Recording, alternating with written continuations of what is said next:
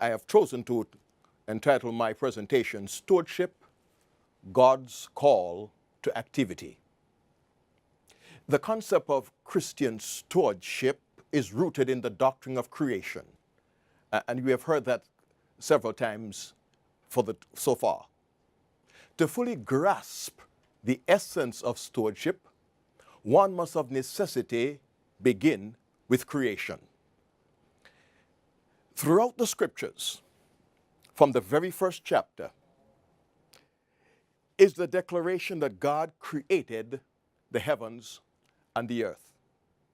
That God is the owner, He's the proprietor. In fact, the Bible tells us in Psalms chapter 24 and verse 1, the earth is the Lord's, the world and the inhabitants belong to Him. Psalms chapter 50, verses 10 to 12, provides a companion passage. It says, every beast of the forest is mine. The world and all that is in it is mine. So clearly, throughout Scripture, God is the owner.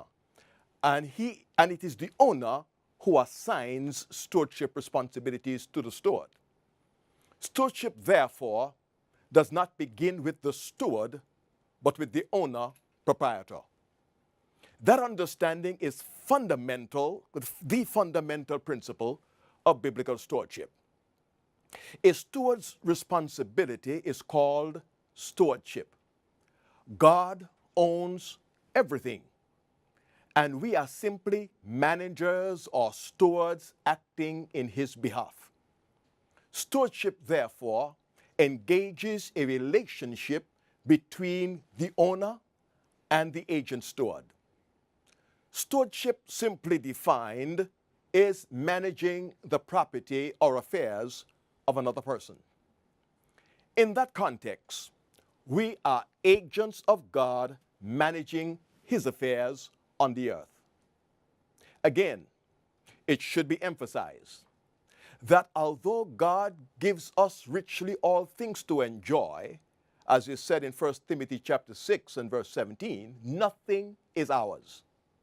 Nothing really belongs to us.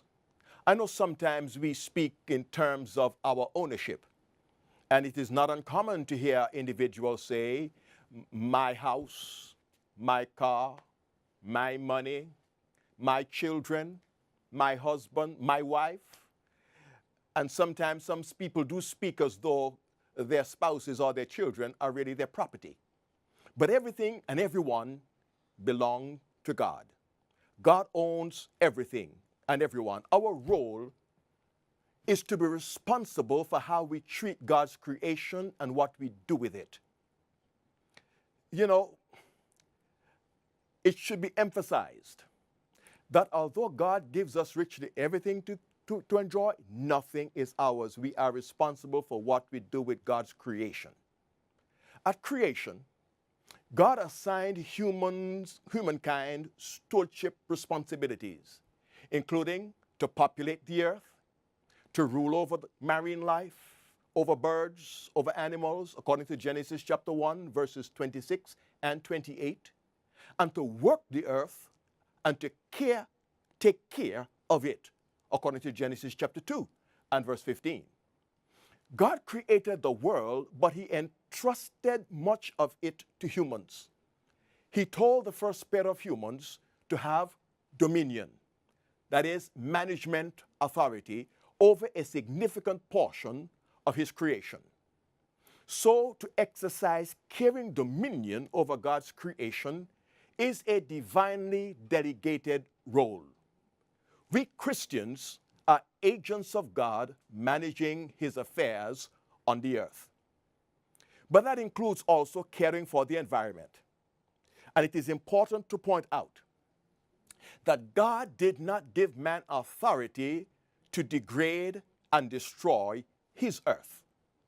It is unthinkable that the God of beauty and perfection would give man the freedom to plunder and destroy the earth, which was beautifully and perfectly created.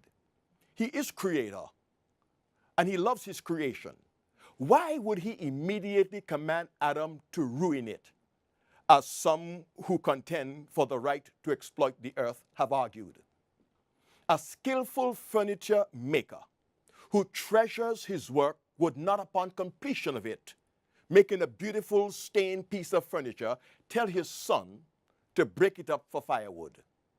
No, God's command to man was to dress and keep the earth. To keep, the Hebrew word shamar, means to exercise great care over, to take care of, to guard, or to watch over. It is clear that human beings were designed not only to rest and to play, but also to work. Genesis 1:26, 28, and chapter 2 and verse 15. But also the fourth commandment of the Decalogue not only commanded us to rest, but also to work. The Sabbath commandment is not simply a command to rest, it is also a command to work. 6 days you shall labor and do all your work. But the seventh day is the Sabbath of the Lord your God. On it you shall not do any work, for he rested on the seventh day. The work assigned by God involves stewardship of all of the creation that has been entrusted to us. We are co-workers with God. Stewardship, therefore, is a call to be actively connected to what God is doing in the world. That means that no one, no Christian, no steward of God can be idle. We have been entrusted by our God with the care of his household and his interests, which includes property, learning, talent, energy, time, body temple, and all of his created works, according to the Handbook of Seventh-day Adventist Theology, pages 718 and 719. Throughout the scriptures, work is part of the divine order of the world and a God-given function of human life. God is so serious about our engagement in work activity that he determined that if any would not work, neither should he eat. 2 Thessalonians 3:10. People who can work ought not to be maintained in idleness. Idleness is counterproductive to Christian stewardship. I had an experience. One day I was walking through a certain city, and a young man stepped into my path, and he said to me, "Mister, could you give me $20? I looked at the able-bodied young man, and I said to him, "That's a lot of money." He says, "Yeah, but you can give me $20. I said to him, "You know, I can offer you a job, and I will give you more than $20. And he became enraged, and he wanted to know, "Are you telling me that you can't give a man $20? You're going to give me work?" God never designed that we should encourage people in idleness, because Christian stewardship demands that we engage in meaningful activity. After sin, work, like everything else on earth, was negatively affected. Genesis chapter 3, 17 to 19. Now, speaking of the assignment of work after sin, my favorite author says in the book Education, page 214, work was part of God's plan for man's recovery from sin. So that work, meaningful activity, connects us with the God who works. So we are connected to a working God. The first thing the Bible tells us about God is that he works. Genesis chapter 1 and verse 1. And that's very interesting. God is constantly at work, sustaining his creation, saving mankind, liberating people, building up his church. Jesus said it this way in John chapter 5 and verse 17. "My Father works unceasingly, and so do I." We work because we bear the image of God who works, the God who works. In our work, we who are Christian stewards are to display to the world God's excellence, creativity, and glory. To fulfill the divine ordinance to work is to worship God. to bring him glory. The Lord God took the man, says the Bible, Genesis 2:15, and placed him in the garden to work and to keep it. In biblical Hebrew, the word work in Genesis 2:15 is also translated serve or worship. All work in which God's stewards engage must bring worship to God through diligent performance of duties, performing as unto God and not unto men, says Colossians 3 and verse 23. And by returning a portion of our life through that which represents our lives, which we receive as a medium of exchange, so that a working person from his employer receives a salary after he has expended his life in work. That salary represents my life. When I return a portion of that salary to God, I am in effect returning my life to God. We offer our bodies as living sacrifices, holy and pleasing to God. This is your spiritual act of worship, says Romans chapter 12 and verse 1. A steward is one who manages the possessions of another. We are stewards of the resources, abilities, and opportunities that God has entrusted to our care. And one day each of us will be called to give an account for how we manage what the Master entrusted to us. The parable of the talent makes that truth clear. The parable of the talents in Matthew 25, verses 14 to 30, Jesus emphasized an important lesson. He emphasized that only faithful stewards will be prepared for his return. When the servant who buried the money began offering excuses, the master refused to accept those excuses. Instead, he rebuked the lazy servant and punished him. Meanwhile, the faithful servants enjoyed the rewards they had received for their diligent labor. Here is perhaps the most sobering point of this parable.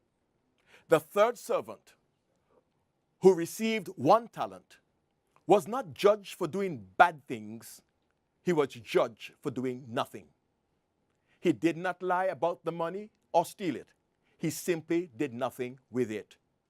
Stewards of God's gifts are not passive beneficiaries. They are active agents of their master.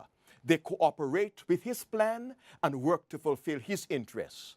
They bring him dividends. Our Judeo-Christian worldview understands that human beings are responsible to God. In Colossians chapter 3, verses 23 through 24, the Apostle Paul writes, "Whatever you do, work at it with all your heart, as working for the Lord, not for human masters, since you know that you receive an inheritance from the Lord as a reward. It is the Lord Christ you are serving." The Bible shows us in the parables of the kingdom that faithful stewards who do the master's will with the master's resources can expect to be rewarded, incompletely in this life, but fully in the life to come, when he will declare, "Well done, good and faithful servants. You have been faithful over a few things. I'll make you rulers over many things. Enter into the joy of your Lord." Work that is done to the glory of God will in the end prosper and bear fruit. The ultimate value of such work will be determined not by man's evaluation, but by God, who alone decides whether or not the work was done to his glory. And that's a privilege, that's a joyful privilege we have as Christian stewards in engaging in activity with our God, who is a working God. And the work that God does in this world, we are connected with it. God has given us the privilege of uniting with him, of joining with him in fulfilling his purpose on the earth. So Christian stewards will have uppermost in their minds the fulfillment of the Master's will, doing the Master's command, and engaging in such meaningful work in the world that others will come to know who God is, what God is like, because they will see God in us. And so I would want to say to each and every one who now is tuned in and viewing this program, to know that you have a very special place in God's plan, because God designed that you be connected to Him in meaningful activity. Idleness is not a part of His kingdom, but generously doing and actively and gladly doing God's will is what we are about. So I pray that each one of us will understand that Christian stewardship unites us with a God who works. God bless you.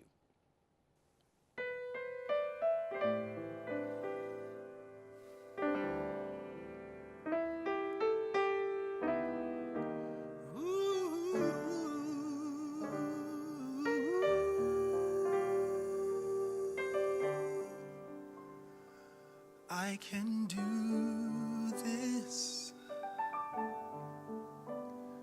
It can be true. I can stand up. I can make it through. I'll be all right. So I've been told. If I only take your hand and don't let go,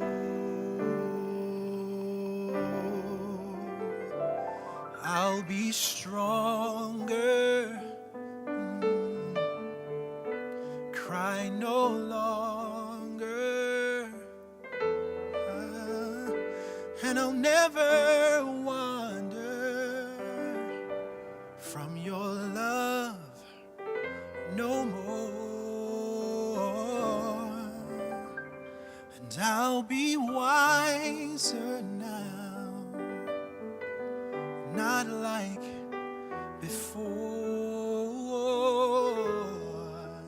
If I only take your hand and don't let go, I can be the one I'm intended, the one that you need. And I can go beyond every circumstance when down on my knees, when I'm down on my knees.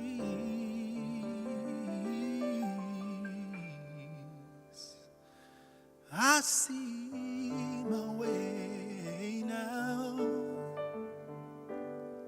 now that I found one who knows how, and He cares to show. And He'll protect me from all that I don't know. If I only take His hand, I do believe that I can stand. If I only take His hand, I can conquer anything. Lord, I'll simply I'll take your hand. Please don't let go.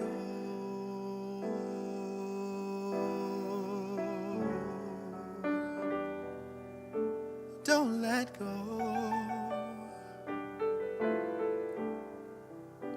Don't let go. No. Don't ever let me go. Don't let go. If I only take your hand and don't let go.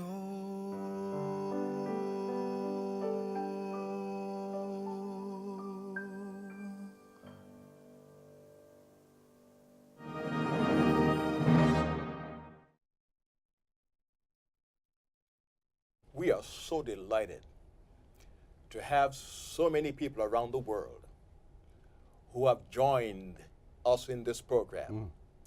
The indications are that we have more than 1,800 sites tuned into this program. I think that's a great wonderful. A wonderful that blessing. that shows an interest in stewardship as a principle of life. It is. Do we have any idea what countries or from where they're coming in from? Oh, we have questions that are coming from places like Korea, and from Canada, from parts of Europe, and from Africa, from the Caribbean. Wow. This is global, from South America, Wonderful. from Brazil. Wonderful. So this is global. And we want our participants to send in their questions on the Facebook, Twitter, or email. That's correct. So keep sending your questions, and we will endeavor to answer your questions for you. Now, we have a few questions which have come our way. The presentation on God's call to activity has provoked some questions. Right. Wonderful. And one question we have ask, did not God give us everything? Are we not therefore owners? Dr. Puni, what's your answer?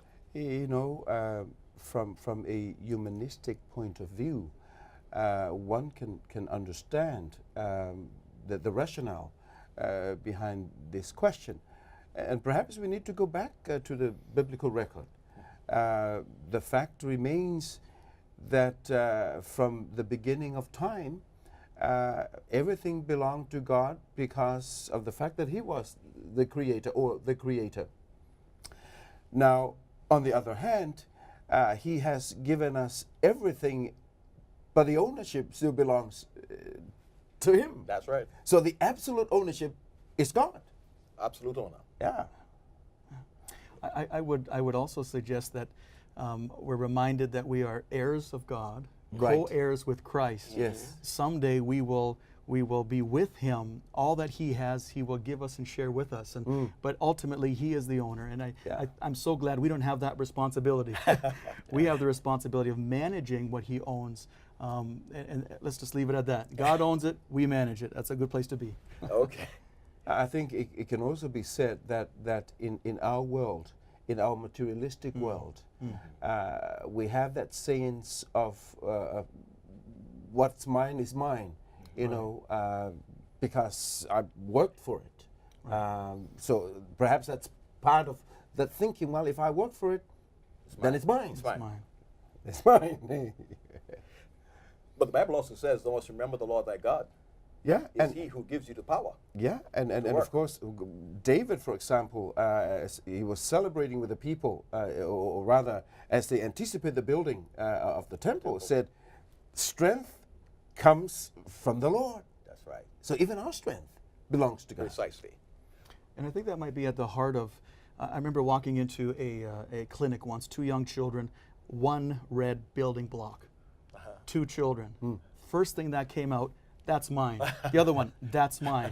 Really is the core. We talked earlier about our culture. Yeah. Our culture teaches us it's mine. It's mine. We don't share. We don't want any part. Yeah. It's mine. And thank the good Lord for this model that God owns it all. It's His. Yeah. Ours to enjoy. Yeah. But we have a second question. And that second question is, how can we practically worship God through our work or vocation? Not just with money, the money we make.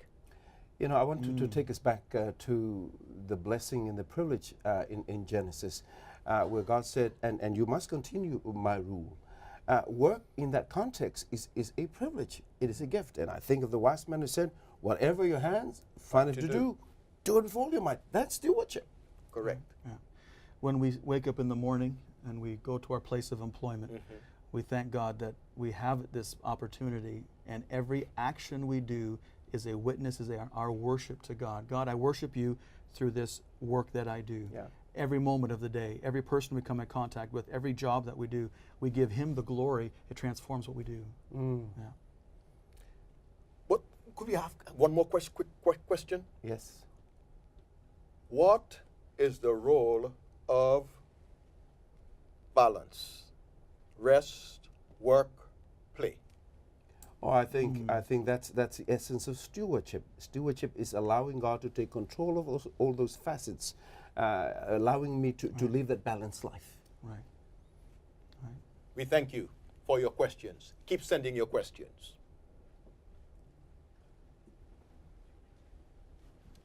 But now, to wrap up our presentation, conclusion. We said that we are connected to a working God.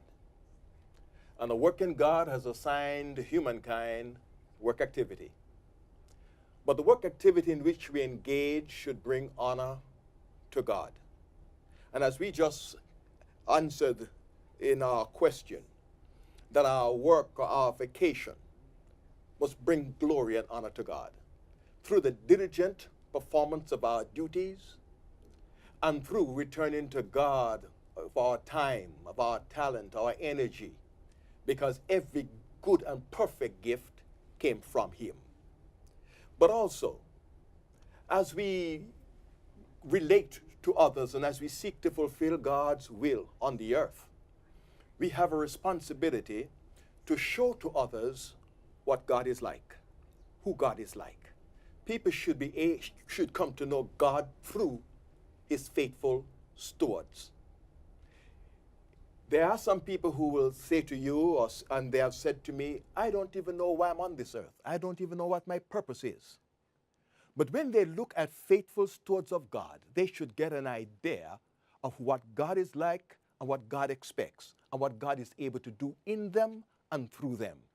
Life has real meaning, not through what we generate, but through what God gives. And as God gives us wisdom and strength and energy and power, we can show His glory to the world. But also, we worship God through what we do. Even our work must bring worship to God. The God we serve is a God who delights in worship. And when you read the Bible from Genesis to Revelation, if there is one thing that God requires of His creatures, is worship. And He wants us to be diligent and to be faithful. So as we answered in some of our questions this afternoon, your work, your vocation can bring God honor and glory. You can also, through everything you do and as you relate to others, show to others that you own nothing. God is the absolute owner of everything. It is wonderful when we can say to others, I do not own my life. God owns my life. And when God is in charge of my life, directing my life will be successful. There is no area of our lives in which Jesus Christ should not be Lord. He wants to be Lord. Won't you make Him Lord of your life? God bless you.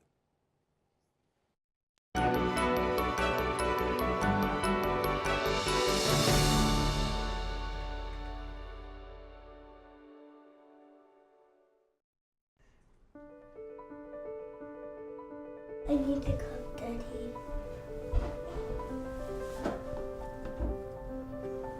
Jesus told the parable of the grapevine to His disciples and for you and me to illustrate the importance of remaining connected to Him.